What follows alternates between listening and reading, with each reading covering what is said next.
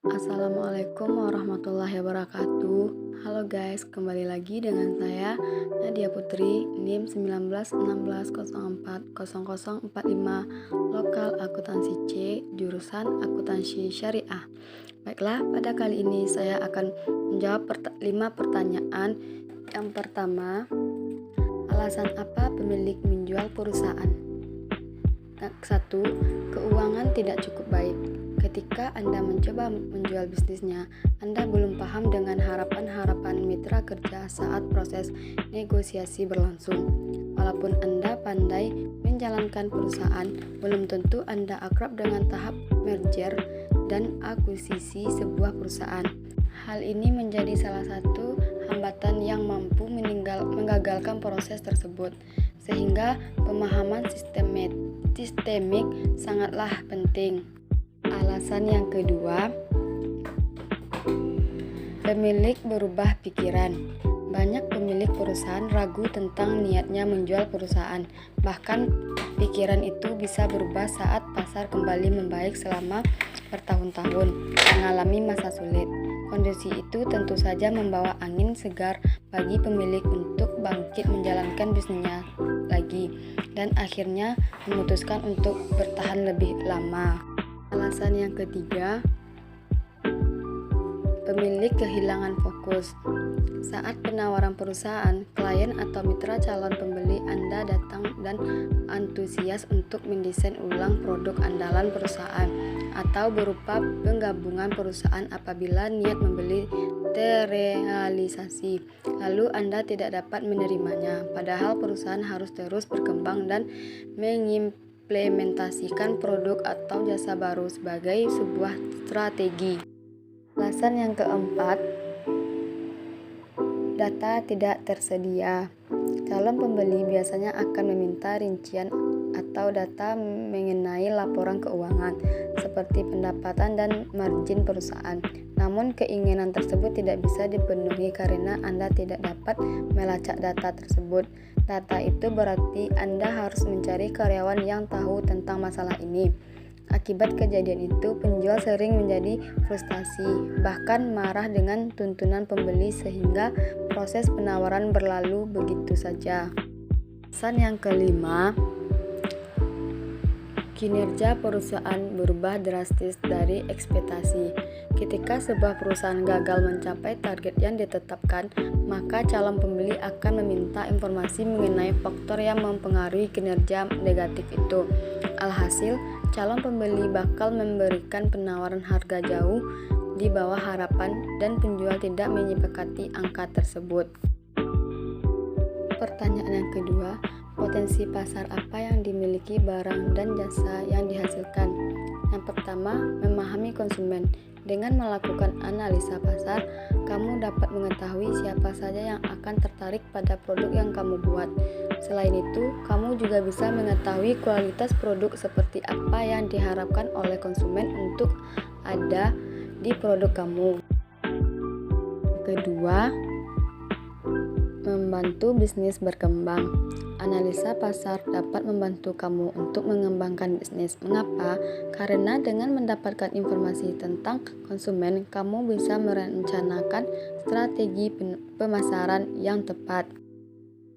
3. Analisa pasar untuk mengetahui tren. Apapun bisnisnya, terkadang tren yang sedang berlangsung di tengah masyarakat dapat mempengaruhi pendapatan pada sebuah bisnis. Yang keempat, menguji produk. Setiap perusahaan pasti menerapkan analisa produk untuk menguji produknya sebelum dilepas ke pasaran. Tidak hanya perusahaan kecil, tapi perusahaan berskala besar pun seperti itu. Yang kelima, meminimalisir kegagalan.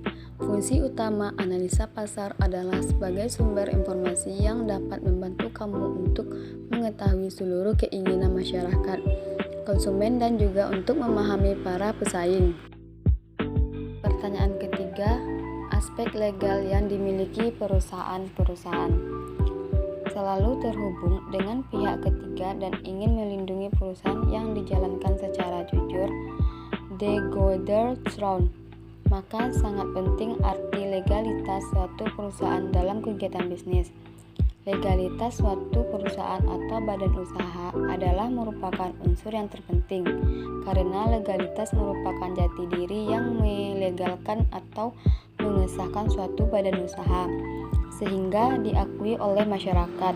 Legalitas perusahaan harus sah menurut undang-undang dan peraturan, di mana perusahaan tersebut dilindungi atau dipayungi dengan berbagai dokumen hingga sah di mata hukum.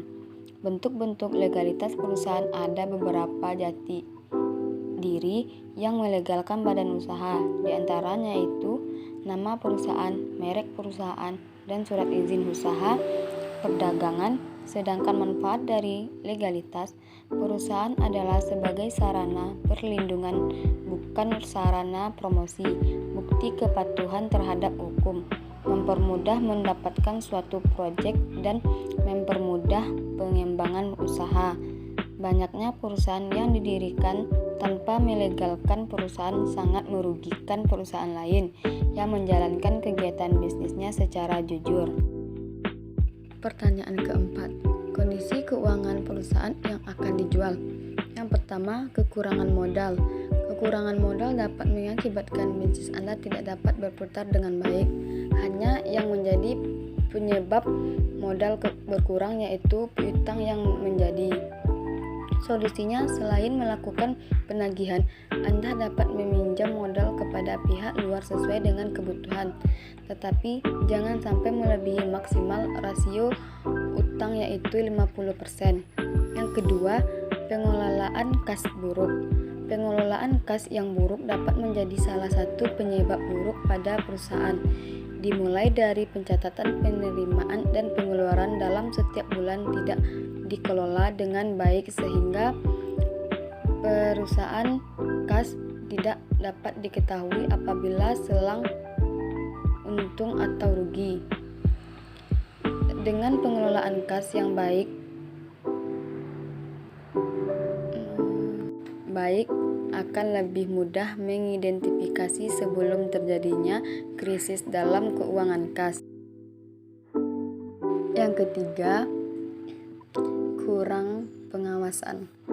Pengawasan terutama pada masalah keuangan menjadi hal yang sangat penting. Jika tidak dilakukan dengan baik, ini dapat menjadi sumber malapetaka bagi bisnis yang Anda jalankan. Cara yang penting mudah dalam melaksanakan pengawasan adalah melakukan pengoreksian keuangan rutin dalam setiap bulan, meminta bukti-bukti setiap pembayaran agar tidak ada yang dipalsukan, dan mulai melakukan transaksi secara non-tunai, karena lebih mudah dalam melakukan pengecekan. Dengan begitu, kesempatan untuk berbuat curang dalam hal keuangan akan semakin sulit dilakukan. Yang keempat, margin keuangan tipis. Margin adalah selisih harga jual dari harga produksi. Salah satu alasan keuangan menipis yaitu karena margin keuntungan yang tipis. Hal tersebut disebabkan oleh beberapa hal seperti harga bahan pokok meningkat atau pesaing baru yang bermain di harga yang rendah, sehingga mau tidak mau Anda harus menyesuaikan dengan harga pesaing. Solusinya, Anda dapat melakukan inovasi produk dan memberikan nilai lebih kepada pemasok sehingga dapat dijual dengan harga yang lebih mahal agar margin keuntungan dapat meningkatkan. Yang kelima, penjualan mengalami penurunan. Terdapat beberapa penyebab penjualan mengalami penurunan. Anda dapat menyelidiki kira-kira apa yang menjadi penyebabnya. Apakah ada kompetitor yang lebih baik? Apakah Anda kekurangan produk, pelayanan kurang ramah, dan sejenisnya? Agar mendapatkan jawaban yang lebih akurat, Anda dapat melakukan wawancara dengan para konsumen langsung mengenai daya beli terhadap produk yang Anda miliki. Yang keenam, tingkat pertumbuhan menurun. Harusnya bisnis Anda setiap tahun selalu tumbuh menjadi lebih besar. Apalagi dengan ditambah penjualan setiap bulannya mengalami peningkatan. Paling tidak setiap tahunnya market share produk Anda dapat selalu meningkat. Jangan sampai malah turun karena pertumbuhan yang menurun. Pertanyaan kelima, mengapa perusahaan tersebut berhasil tapi kritis? Karena faktor-faktor kritis kesuksesan merupakan salah satu kebutuhan penunjang bagi perusahaan dalam mencapai visi misinya.